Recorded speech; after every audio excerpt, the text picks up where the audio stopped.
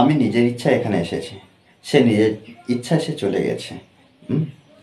এই যে নিজের ইচ্ছায়, দেখো যখন আমরা বাক্যের ক্ষেত্রে নিজের ইচ্ছায় দেখব তখন আমরা কি করব না বাই সামন্স ওন উইল ব্যবহার করব। অর্থাৎ সামন বলতে কি, যার ইচ্ছার কথা বলা হচ্ছে। দেখো এখানে একটা বাক্য ট্রান্সলেট করলে আমরা বুঝতে পারবো এখানে কি লিখি। দেখো এখানে এইভাবে কিন্তু আমরা বাক্যটাকে ট্রান্সলেট করব কি, আমি নিজের ইচ্ছায় এখানে এসেছি, সে নিজের ইচ্ছায় চলে গেছে, আমরা নিজের ইচ্ছায় এখানে আসিনি। দেখো এখানে এই যে সামওয়ান, সামওয়ান কেউ একজন, যার ইচ্ছার কথা বলা হচ্ছে। দেখো একটা বাক্য ট্রান্সলেট করি, আমি এখানে এসেছি। তাহলে এটা সাধারণভাবে আমরা যেমন ট্রান্সলেট করি তেমন করব। আমি এখানে এসেছি পাস্ট টেন্সে, আই কেম হিয়ার। আমি এখানে এসেছি, আই কেম হিয়ার, আমি এসেছি এখানে নিজের ইচ্ছায়।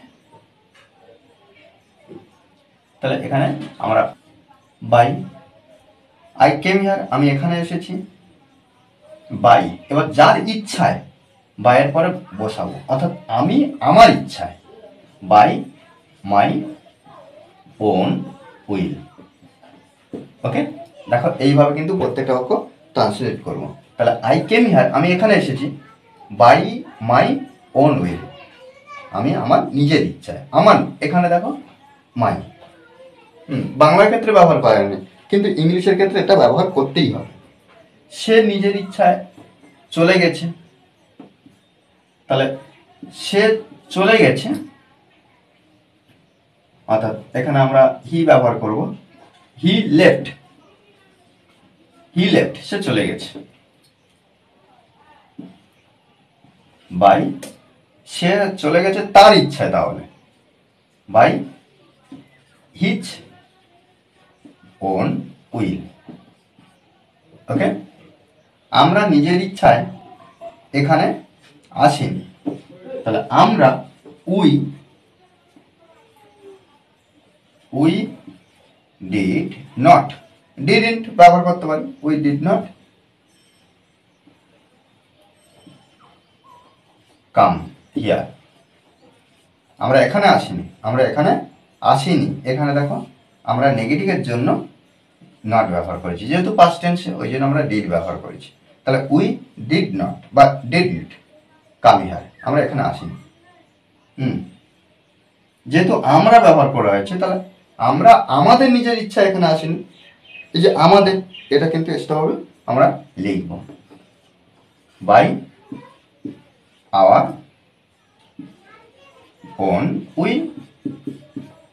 ওকে, তুমি নিজের ইচ্ছায় দেরি করেছো, আচ্ছা দেরি করছো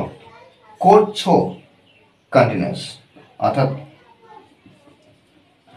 ইউ আর ডিলেইং, অর্থাৎ ডিলেইং বলতে কি দেরি করা। তাহলে ইউ আর ডিলেইং, তুমি দেরি করছো।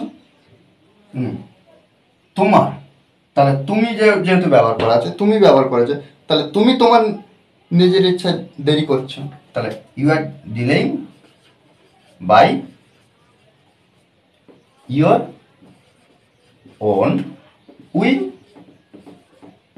ওকে, দেখো এইভাবে কিন্তু আমাদের সুন্দরভাবে ট্রান্সলেট করতে হবে, আমাদেরকে বুঝতে হবে বিষয়টা। আমরা যত বুঝে বুঝে প্র্যাকটিস করব, এই ধরনের নতুন নতুন বাংলা বাক্য আমরা সহজভাবে ইংলিশে ট্রান্সলেট করতে সক্ষম হব। ওকে, আর এই ক্লাসটি যদি ভালো লাগে অবশ্যই লাইক কমেন্ট শেয়ার, আর যারা এখনো পর্যন্ত এই চ্যানেলটি সাবস্ক্রাইব করেননি তারা অবশ্যই চ্যানেলটি সাবস্ক্রাইব করে পাশে থাকবেন। Okay, thanks for watching this video.